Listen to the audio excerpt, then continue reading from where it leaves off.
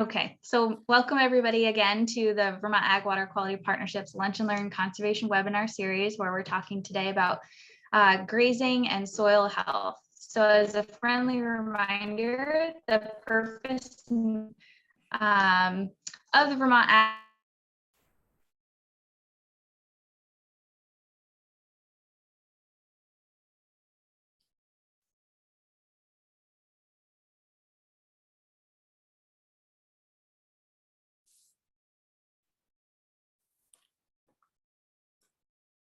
to improve wildlife and water quality on ag lands, to deliver technical and financial assistance in an effective and efficient way, and in doing so, provide the best experience possible for the landowner.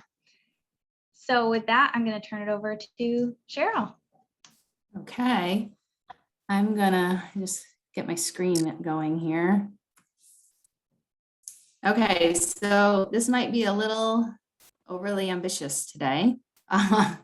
There's kind of a lot to fit in and talk about, but let's see how we do.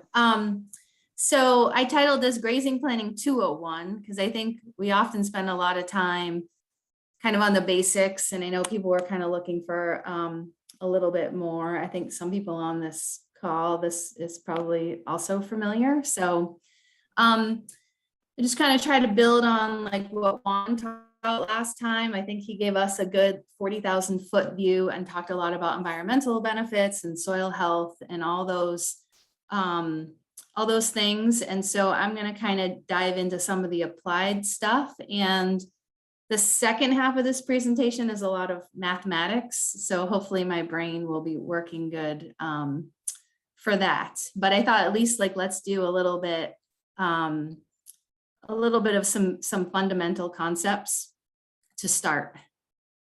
So for me, I would say, when I think of like, what is the part of the job that, of doing grazing work that I enjoy, this is it, right? It's really rewarding and fun to go out and meet with producers and help them, come up with a plan and implement it. So that's been a lot of fun. And I think the important thing, I get asked a lot, like, how do you convert people to grazing? How do you convince people? And I always say, well, I don't do any of those things. That really wouldn't be very effective, right? That's not the job. The job is to work with producers, find out what's the goal, what is it they're looking to do, and that should really guide the planning work, right? Because it's their farm. We're there to kind of help them navigate how to make these changes. And so, one of the things Juan talked a lot about was, all these different environmental benefits, keeping soil covered. He dove into a lot of the soil health principles. I mean, to me right here, this is the true solar farm, right? A lot of species diversity there and a lot of great things, but go down this list and you start to see some of the other things like decreased feed costs and animal performance and health. And I think when working with producers, right, this is the number one thing to remember, that those things are all great, but what's the return on investment and what is going to be the financial benefit? Because that's really going to drive, motivate people to make those changes. And I think that's perfectly okay. So just a quick quiz, which of these scenarios causes more overgrazing damage? 1 cow on an acre for 100 days or 100 cows on an acre for 1 day? And I can't really see, oh, maybe I can. I wonder if people want to type in if they think it's number 1 or number 2. And then we can kind of do a quick, see who's right. If you think it's number 1, 1 cow on an acre for 100 days, does that cause more overgrazing damage? Or the second scenario, 100 cows on an acre for 1 day? If anyone's so bold as to put in an answer. Oh, I would say both. Okay. All right. Oh, 1 is harder. Okay, so really what's going to cause, actually it's not really a trick question, but maybe kind of. 1 cow on an acre for 100 days actually causes 2 things. It causes overgrazing and undergrazing, right? Because it's just not very efficient. Whereas the second scenario, we have animals coming in, they're grazing, and then they're moving. The second scenario, the first scenario is like if you think of an all-you-can-eat buffet, right? We're just giving the animal way too many choices, and she's going to eat the thing that she likes, and she's not going to eat the things she doesn't. And if she didn't like it on the 3rd day, she's not going to eat it on the 7th day, and certainly not going to eat it on the 100th day. So we're going to see stuff that's grubbed right down to the dirt, and then we're going to have other stuff that never got eaten, and the more lignified it gets, that won't, even more so won't get eaten. So the thing to remember here, oops, this seems to be stuck. Can everyone still hear me? Yep, we can hear you. For some reason, I can't get this slide to, sorry, I don't know what's going on here. That's okay. We can still see your mouse moving, so it's not a connection through Zoom issue. Okay.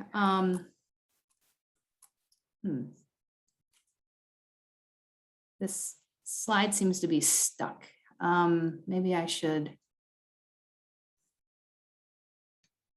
Could probably exit out of the presenter mode. Sorry, Go I'm into the not next sure one. why. Okay, try that again. Okay. So the thing to remember, overgrazing is not a product of animal numbers. It's a product of time, right? Because you could have a really large herd, but if you're sizing the paddock correctly for that period, whatever that period of time is, whether it's 1 day, multiple days, part of a day, right? And the idea is the animals are in and then they're moving. It's the time that they're in there that is the concerning factor. Because what are we trying to achieve, right? We're trying to mimic these natural herds of herbivores, right? And like when these animals come in, the impact is huge, right? But they're moving across the landscape. And so that's kind of what we're trying to do. Now, granted, we don't have the liberty to graze from Texas to North Dakota, but we can use tools on the farm that can mimic herd effect.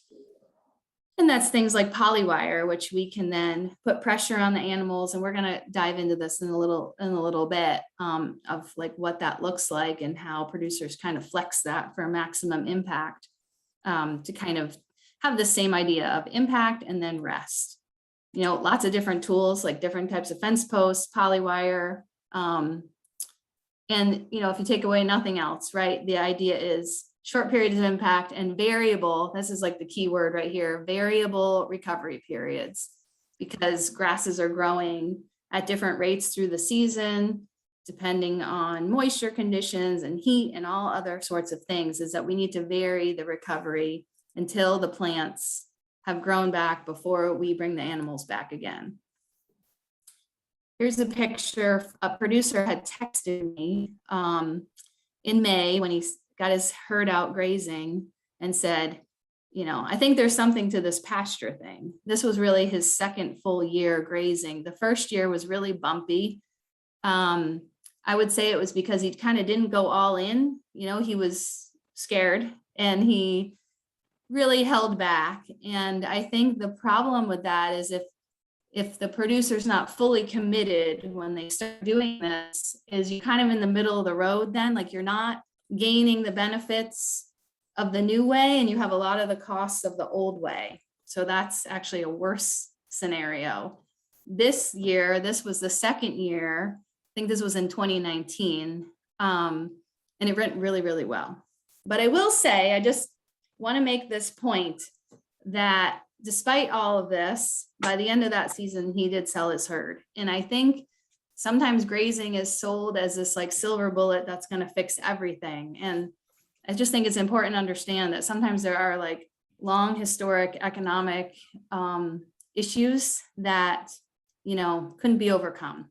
So I think that's worth noting.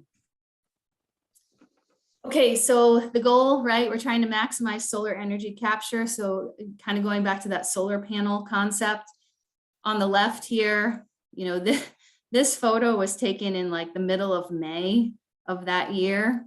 And when I see a field like that, it's like, yeah, this season's basically done before it even had a chance to get going, right? You can see there's just, the plants are really stunted. There's not a lot of diversity there at all.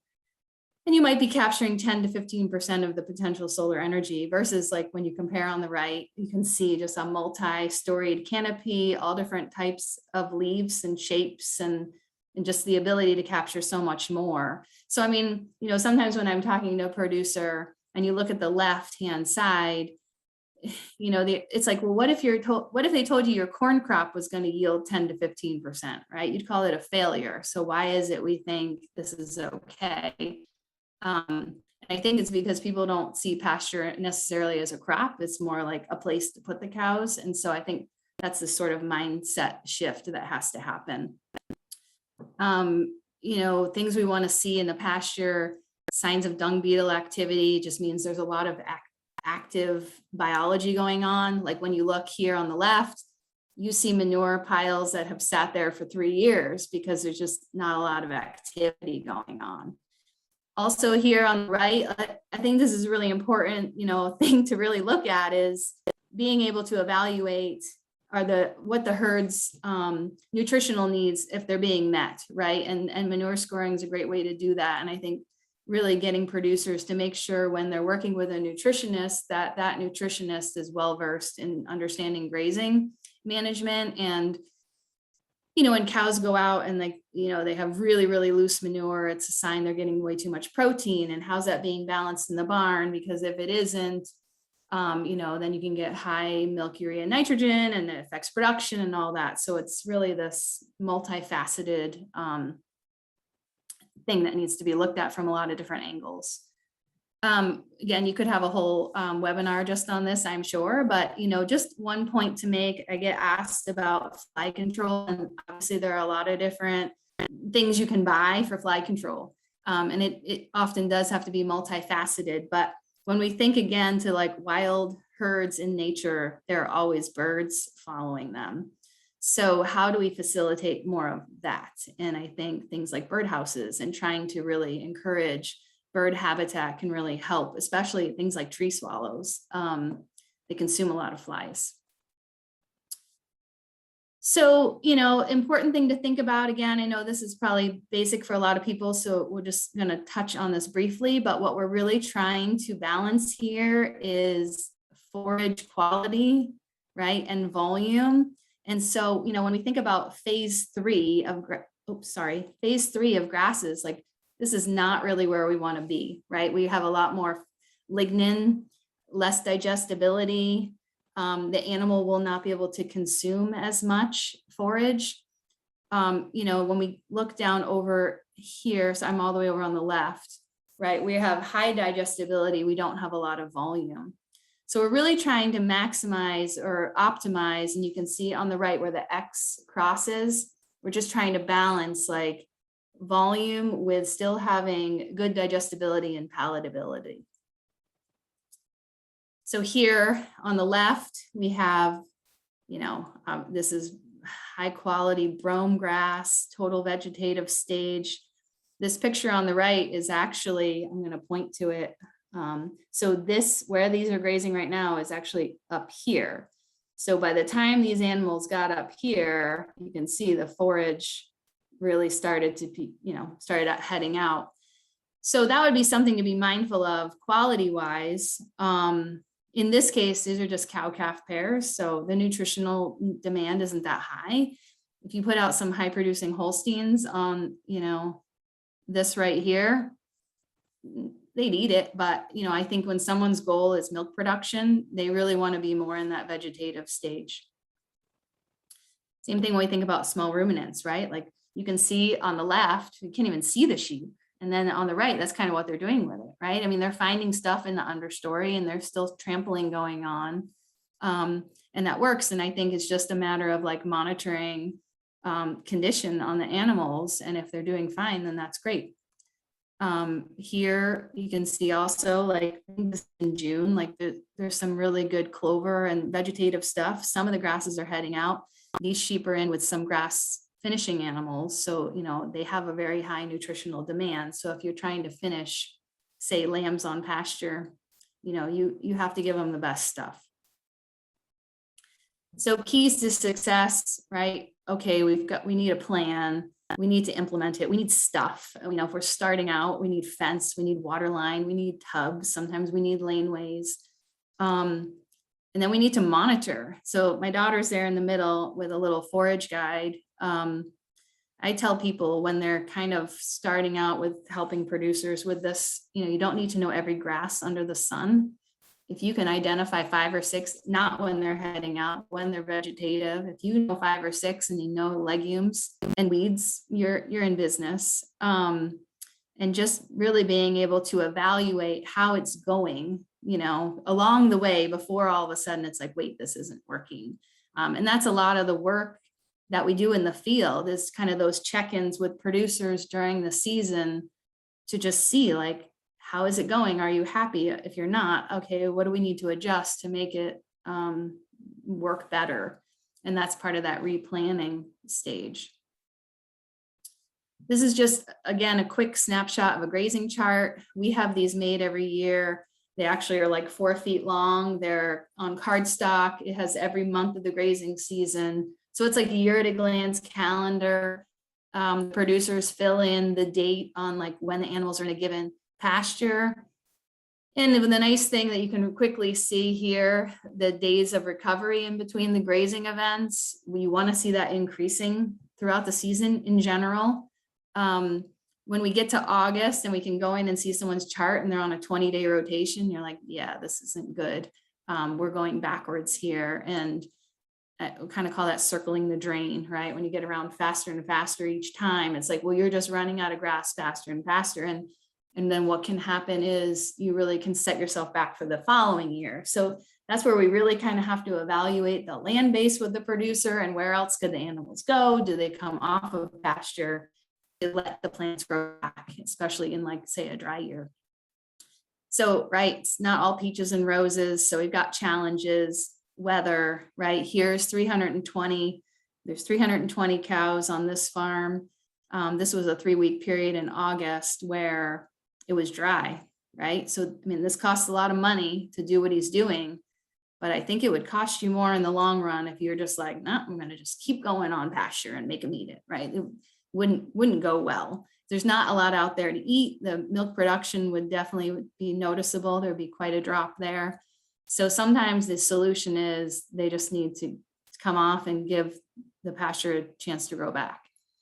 And that kind of goes into land base when we're working, especially with dairy producer, right? Cows can only walk so far. So we kind of have to balance, what's available for grazing. Are we bringing in hay fields? What else are we doing? Development pressure, right? I mean, we're kind of dealing with this more than ever right now and figuring out, like, okay, if the farm needs to expand, is that even possible? There's upfront costs. Obviously we have cost share programs, but still there's a lot of risk, kind of like I mentioned, if you go kind of half in, that's sort of the worst case scenario. And then it's just that mindset and paradigm shift of like, no, pasture is a crop. It's not just a place to park the cows. And so I want to just give you this example. This is a producer I worked with for several years. And so this is kind of that sense of like, when I got back to goals, right? It's not like coming into somebody's farm being like, here's what you're going to do, right? It's kind of like, well, what is it you're looking for? With these particular folks, they milked about 80 cows. They had them on, some pasture. I wouldn't call it rotational grazing by any stretch of the imagination. Wasn't quite enough land for what they were trying to do. And the cows just kind of floated back and forth. It was almost like a continuously grazed system. And so the funny part of this story is we did the spreadsheet together on how many acres they would actually need if they wanted to do like a more of a rotation system. And when it came up with that number, she's like, yeah, no, you did your math wrong. And so I was like, okay, well, fair enough. How about, what if you just made 5 paddocks and you rotated them in between those 5 paddocks and you just like start with that, right? It's not ideal, but it's something. And so she did, and it actually worked pretty good. And fast forward 5 years later, here's kind of where we got to, and it was just so amazing. She started putting, so here's a polywire. She actually was putting that around like every field on the whole farm. and grazing just like everything she could, hay fields, wherever. And she liked this because she could set it up herself and move it around, and it gave her so much flexibility. She got to where she was moving animals every other day, and it was just working really, really well. She got to 67% dry matter from pasture. We're actually going to do that math. Hopefully we'll have some time for that and show you how to do it. And then we did a feed savings on this farm for when they got to this. And it was like somewhere in the neighborhood of $35,000. And that's real money that can pay a lot of bills. So I would call that a success. Now I'm going to stop sharing this because we're going to dive into some math. So I have that in a different presentation. I don't know if anyone has any questions. Oh, here we go. Okay. All right, everybody, are you ready for some mathematics? Okay, I'll take that as a yes. So how do we start? We need to start by knowing what we call dry matter demand. We need to match intake with demand, obviously. So we figure demand as a percent of body weight. These are kind of book values, and just know there's some caveats here. Lactating dairy cow, 3%. Beef cow, I like to air up personally. I'll go with 3% pretty much for any bovine animal. Goats can have a very high dry matter demand, up to 5% or so. And sheep also can be in the 4.5. And if I was working with a grass-fed dairy herd, I'll just say I would put that at 4%, just because they have to consume so much more forage to replace that dry matter they're not getting from grain. So we're going to just do like a kind of a cookie cutter boilerplate exercise as we go through these. So say we have a 12-pound cow, right? And we say 3%. Well, now we know this animal's dry matter demand is 36 pounds. Okay. And then you could look at it, you know, I just want to preface, I should say right now that I actually do this presentation with farmers as part of a grazing class, and we spend 3 hours on this, and we're going to do it in like 30 minutes. So know that like there's a lot of nuance here, and we're just kind of going to go with like a basic example. But we figure it too on, well, what if we're feeding grain, what comes from forages, etc. But just know right here, our overall dry matter demand for this one particular animal is 36 pounds. So then to get our herd demand, we multiply by the number of animals. So here's a couple examples. So say we got some small Jersey cows, and there's 40 of them. Well, we're going to need almost 1,100 pounds of dry matter, you know, to meet that herd's demand. Versus on the right, we've got bigger framed animals. We have a lot more of them. Now we're looking at over 10,000 pounds. This is what's going to kind of guide us in thinking about how big that paddock size needs to be, right? Obviously on the right, it needs to be like 9 to 10 times bigger. However, just a quick, again, you could slice this a bunch of different ways, but on the right, what if they're feeding a TMR during the grazing season, which is highly likely? Then you would alter that 3%, right? And say, well, are we getting 30% dry matter from pasture? Are we trying to get half? What are we trying to do? And that's goes back to the producer and what their goal is. And so that would then also, doesn't change the dry matter demand of the herd, but it changes what we're trying to get off of the pasture. Okay, so in our example here, we've got a herd of 50 cows. So we're going to say, okay, this herd's dry matter demand is 1,800 pounds a day. That's the easy part. Like every farmer knows that, right? They know what their cows need to eat to survive and milk and thrive. So the tricky part is when you open the door and let them outside, what's out there? Because we got to match those two things, right? So one way to do that is with the grazing stick. I'm sure a lot of people have maybe seen it in action. If you haven't, probably if you go to YouTube and Google Saraflac grazing stick, there's a tutorial on there on how it gets used. It's not just the inches, you know, on the side, there's that density meter. So you want to balance the two, right? Because if you just had a hay field with grass, it might be taller, but it's not necessarily going to yield as much dry matter per acre as, say, this picture down here on the lower left that has a lot of other species diversity, right? You put that stick down on the ground, you won't even see the stick. It's so dense. So what we need to think about is not just the total height, but say we're taking off the top half, how much is grazable, right? So we're always going to leave something behind. And then how does this translate to, pounds per acre? I will say that like when in the NRCS grazing spreadsheet, the sort of the placeholder or like the book value, so to speak, is 1,200 pounds of dry matter per acre. So that's a good place to start. If you're doing grazing planning right now and you can't see the grass, right? How you gonna figure it? So you can use that as like a starting point.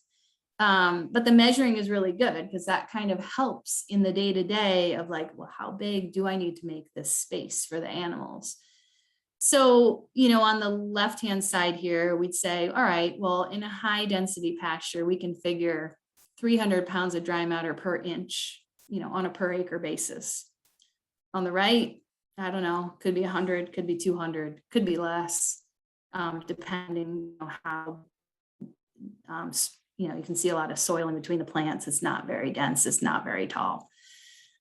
So, if we're going into a pasture that's say 8 inches tall, we want to take it down to 4 inches, 300 pounds per inch. That's where that 1,200 is coming from. But, looking at this, you go out there with a stick, you might find that those jerseys there it's 1,500 pounds, right? And that's going to then alter how big that you're going to make that area. So, okay, so the top herd is determined our herd's demand. So what we take is we take that 1,800. Our herd needs 1,800 pounds a day. We're going to divide it by that 1,200 number. Now that's telling us our paddock size, 1.5 acres per day. But we need to also factor in what's like the occupancy period. So if we're only moving them once a day, there's our answer, it's 1.5.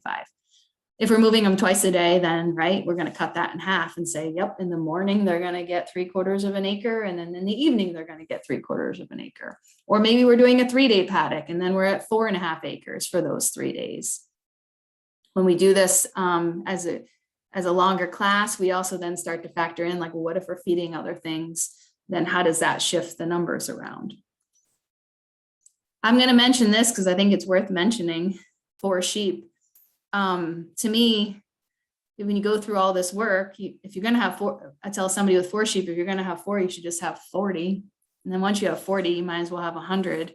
It's all the same work, right? Especially once you start using netting. I'm only half joking. So here, right, we've got a sheep that might weigh 125 pounds. Really, it should be 4%, but we're going to go with 3% because it's there. So this little herd flock, I guess I should say, needs 16 pounds dry matter to meet its needs. And when you divide that by the 1,200, you come up with 0.01 acres. It's like, what does that look like? I don't know. That's where when we get with these really small little groups of animals, that's where we start thinking in square feet. So that's what's down below and say, okay, well, they need 435 square feet per day. Okay, well, that's easier to wrap your brain around because if you're going to use netting and it comes in an 80-foot length or 160-foot length, then you can start thinking about, well, how many of those do I need to make a square to put them in it? And you're probably not going to move 4 sheep every day. At least I hope not. So, you might want to set that up for a few days and then you know how much netting you need to buy to make that happen. Okay, so we talked about recovery. It varies by season, it varies by site, and even on the same farm of like, does this field face south? Is this field better drained? But these are kind of averages that will get you in the right universe, right? So in the spring, things are growing really quickly, and we want to see this generally increasing over time. However, weird things happen, and when we have a drought in Addison County in July, we are often at 90-day recovery, which I only have a few producers who can have enough acreage that they can graze to keep going during that. Usually it requires, I have producers that will switch over to like nights only grazing, right? Because that relieves some of the pressure off the pasture, or just bring them in for 3 weeks to kind of help extend those recovery periods. This year was really bizarre because May and June were super dry. So we were starting the season at like 50 days at least.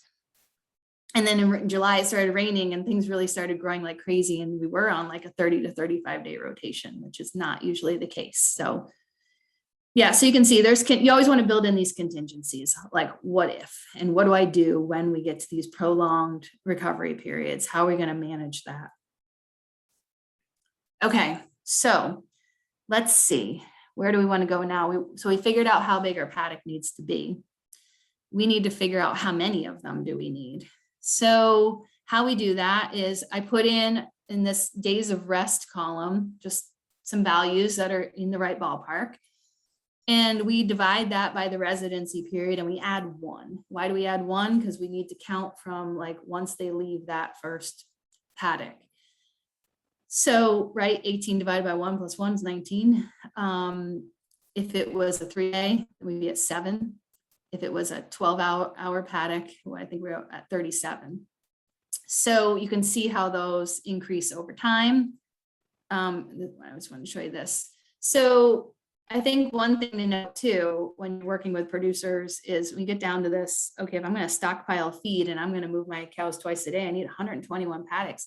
I think it's important to remember, like, these aren't fixed. They're not like preset, right? And you saw that one slide of all the fence posts and the reels.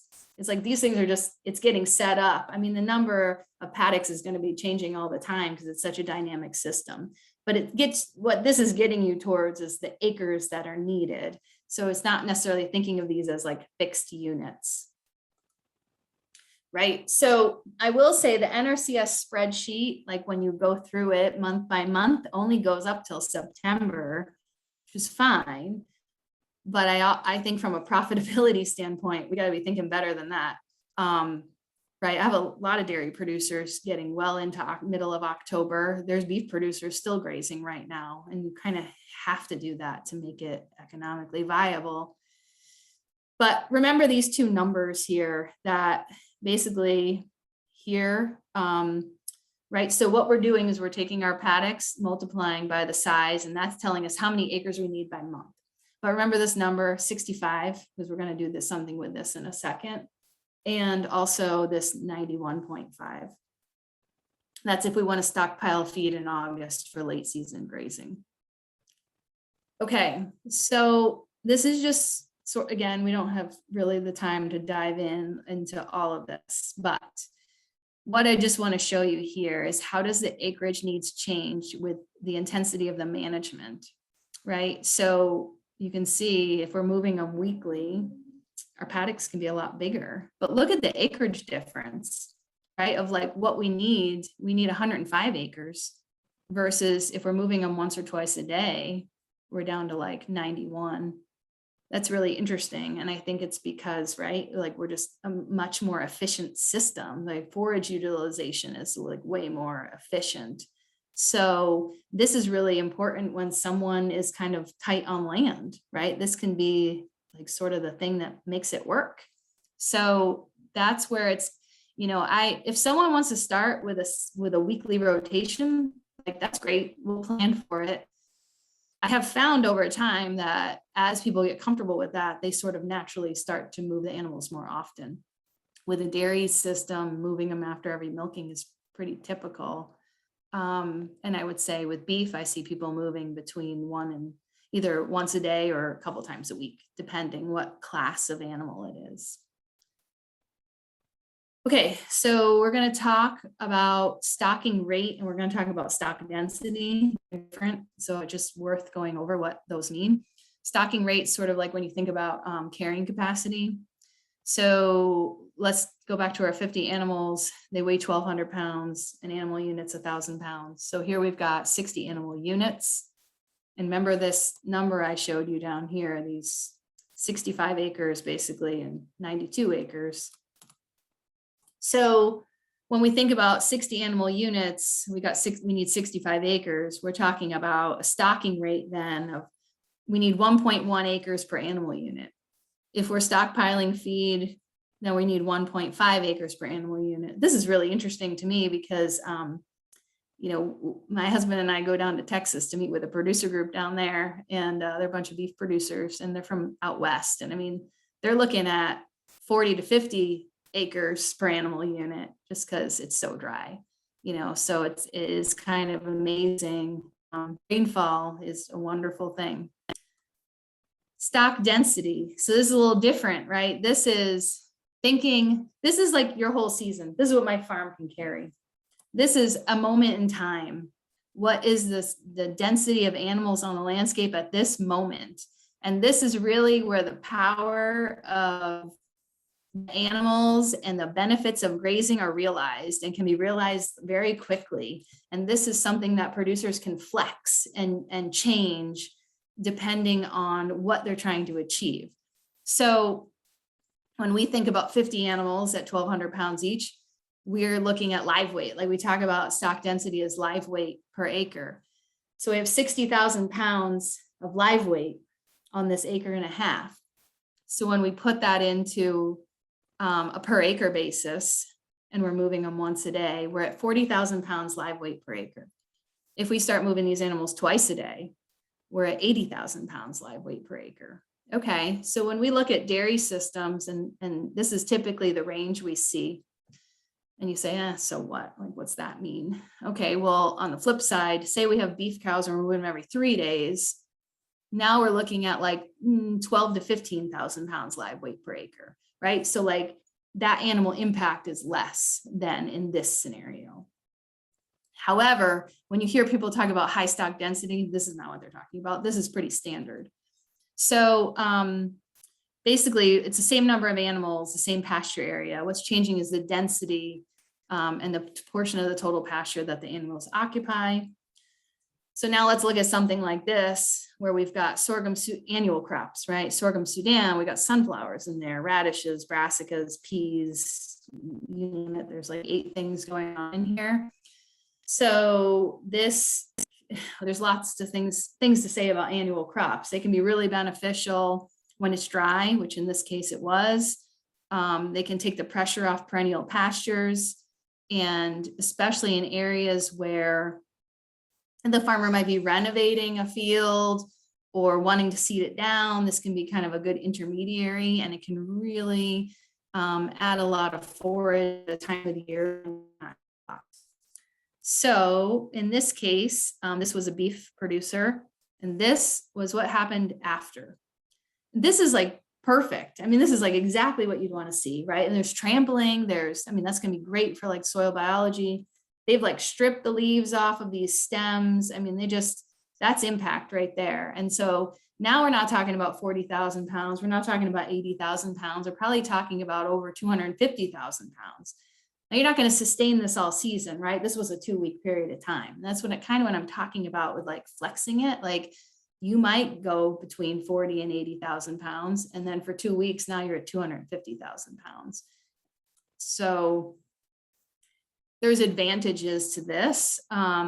You'd have less selective grazing, right? It's like survival of the fittest. If I don't eat it, my neighbor's going to eat it. So everyone just goes in and like mows it down. It's very consistent. Also with manure distribution, you can stimulate intake with frequent moves. I don't know if you can kind of barely see down in the lower canopy, there's a polywire going across.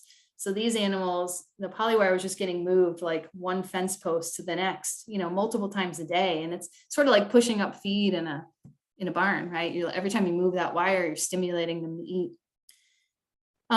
If you do this in perennial systems and you do it right, you can really speed up change in your pasture system.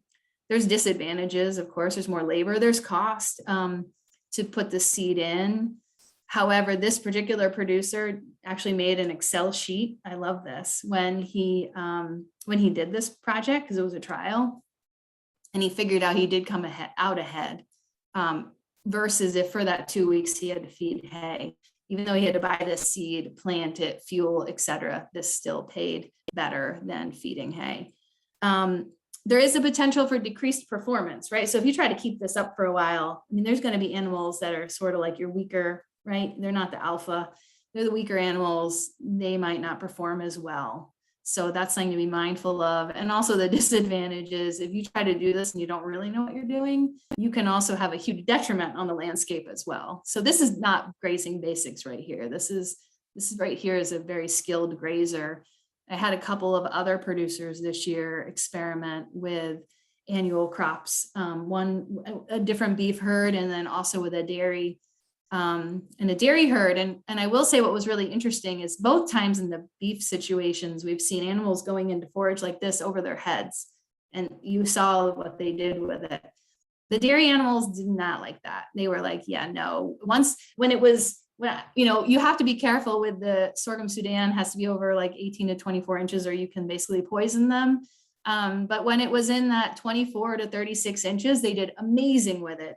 The dairy cows just stripped the stems, they trampled it, they did amazing. And then once it got, stuff grows exponentially. So once it got this height, they just weren't really doing well on it. Production wasn't good. They were trampling more than they were eating. And at that point, I think the farmer made the right decision that he decided to just take them off of it and chop it. So, there's a learning curve. Here's just another example. And again, like I said, this is something you would do as a tool. So on the left, what you can't see is that that's all just ragweed, right? It's not that exciting, but you can really, for a short period of time, maybe a couple of days, put the pressure on, really up that live weight per acre so that you can see on the right, they've just like decimated that. And then you go and throw some seed behind them to kind of help reestablish better forages there. This is just like a post graze trample. And then this is kind of what it came back to. So, over time, like you can kind of see around the tree, there's a bunch of weeds and stuff, goldenrod and some other things. So, right, the hope is over time, you can start to get those plants out of there through animal impact. I'm gonna skip ahead because there is something else I want to show you. This is just quickly an example of trying to turn animals out in a pasture that has historically been very overgrazed. Things just weren't growing very well. Bale grazing over the winter. And then you can see this yellow line in the middle. This is the same pasture. That's the top of a boot, right? So again, you could have a whole webinar about bale grazing and the pros and cons. It's not all easy either. Winter is really challenging depending on the year, and you can have mud and you got to figure out water, and there's all of those things. However, if you can do it right and you cannot have water quality issues and you can pull that off, you can really have a tremendous benefit on the landscape. And Juan showed some great pictures of some grass finished steaks last time when he spoke a couple of weeks ago, and just this idea of like, if we're going to grass finish, you need to be on an uphill plane of nutrition, right? You want to see animals consistently gaining, and you're going to need high quality forages to do that. This slide, I just wanted to show, like when you look on the left-hand side of the animal, what you're seeing is full rumens, right? If you see that triangle, like the sunken triangle, right? And so that's this idea of like when animals go out on pasture, that they can only take so many bites per day physiologically. So for efficiency, like you want each bite to be a full mouthful, because when they're done, you want that rumen to be full. And if it's not, then, production will suffer. Okay, this is good. So we have two more things to go over. Hopefully everyone's still awake and your brain isn't fried. So calculated percent dry matter from pasture, this is important. So how we do this is we start by looking at like, what's the full ration? Like, what are they feeding, right? So we look at the winter ration. And let's do this example. This is sort of roughly based on some work I did with a producer recently. So say you're feeding 40 pounds of haylage, 30 pounds of corn silage, and 8 pounds of grain. So we would look at, well, we want to take water out of the equation and get like on a level playing field. So we convert everything over to dry matter. Now, a lot of the producers I'm working with have nutritionists, all their feeds getting tested. So we know what those exact values are. If you don't, you can use book values. So for example, haylage can be really variable. It might be anywhere between 30 to 60% dry, depending how the producer put it up, right? So when in doubt, put 50. But, if the producer has the test, then use that number, obviously.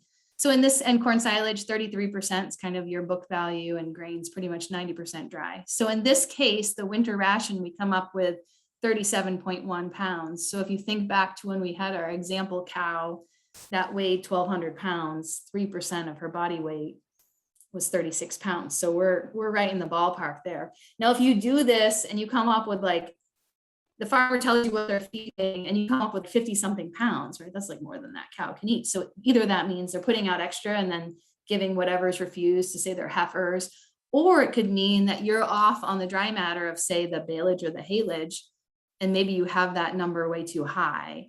And it's like, no, and actually it was like 35% dry. Okay, well, that's going to change your number.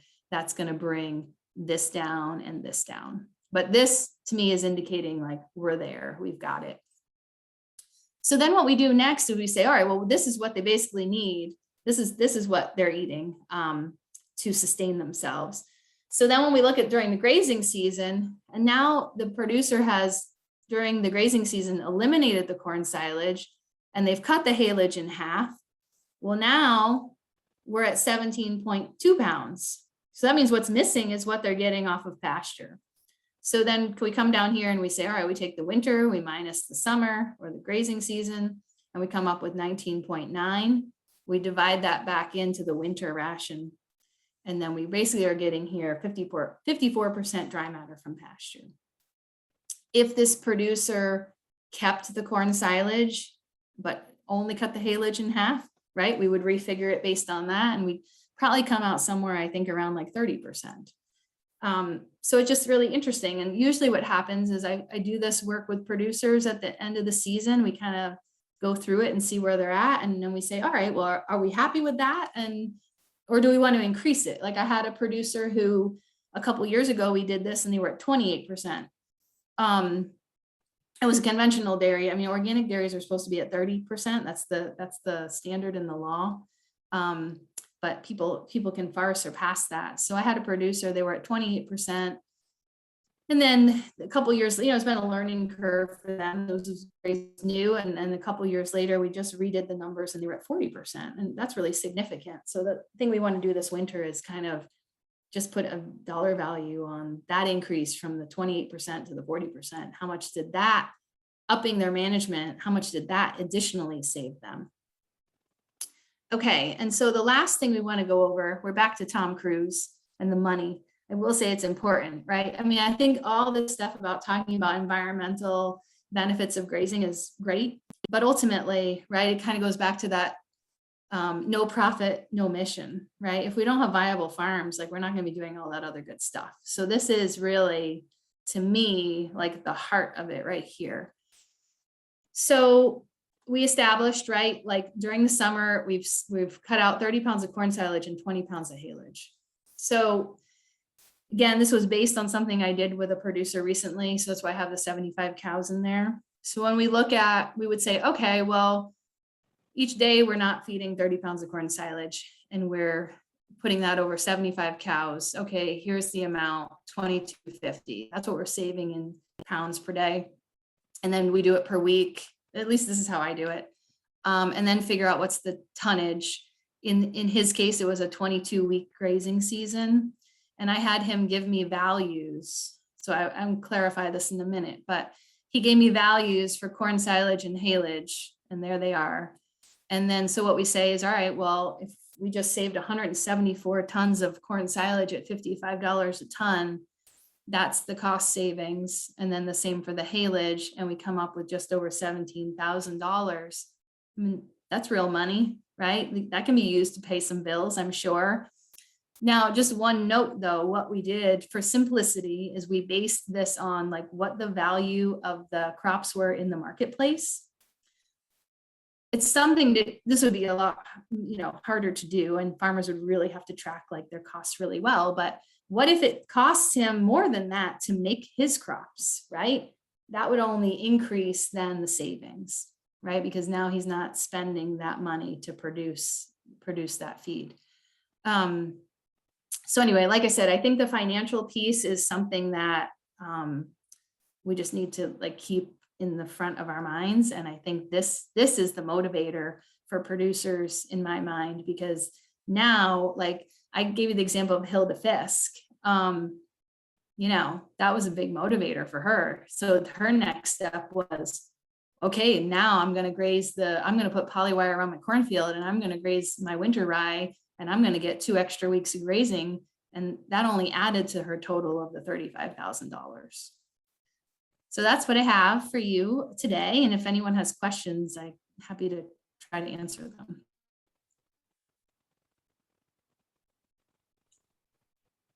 Thank you so much. That was excellent.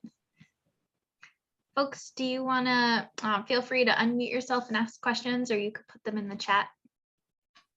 Cheryl, I have a question for you. This is Donald. Thank you very much for this presentation. It's all of your pictures look so perfect, though. Don't you have any nettles or any burdock or anything like that? I feel like the pastures we have are not great for, they can't be cultivated. They're close to water. We don't want to use herbicides on them.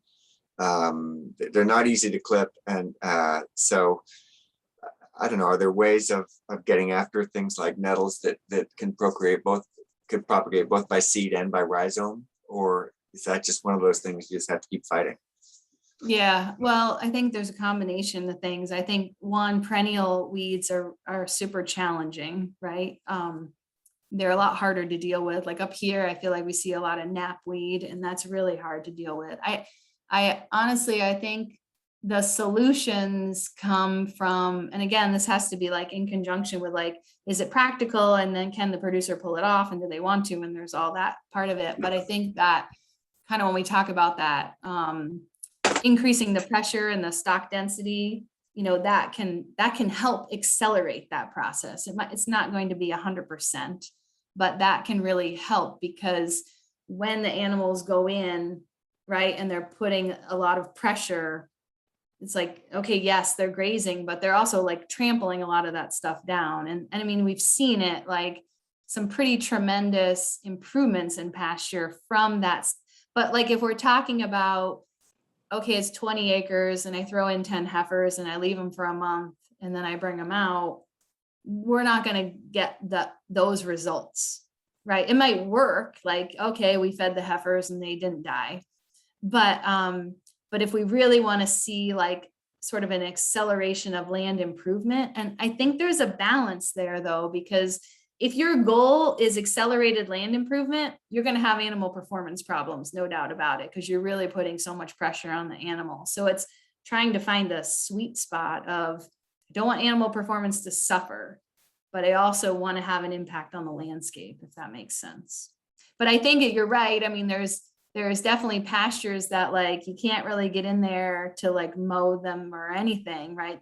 There's sort of like these pastures that they're pastures because you can't do anything else with them. Those are really challenging because they're probably nutrient depleted. They're not being managed necessarily in a way where you're getting that like uniform manure distribution to put the nutrients on appropriately, and they're just low productivity basically. So yeah, those are definitely challenging. Thanks.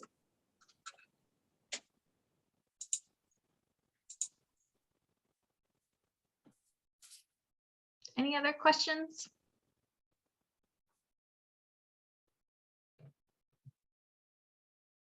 Okay, well, thank you so much. That was excellent. Folks, please don't quite run away yet. I'm gonna